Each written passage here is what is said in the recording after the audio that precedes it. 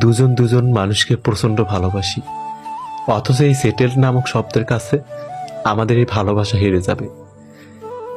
একটা সময় শেষে সবাই কোনো না কোনোভাবে সেটেলড হয়। সাফল্য সবার জীবনেই আসে, শুধু বিশ্বাসটা রাখতে হয়। আর সাফল্য না আসা পর্যন্ত সেই মানুষটার হাত ধরে রাখতে হয়। ভালোবাসতে ছাড়তে হয় না, থাকতে হয়।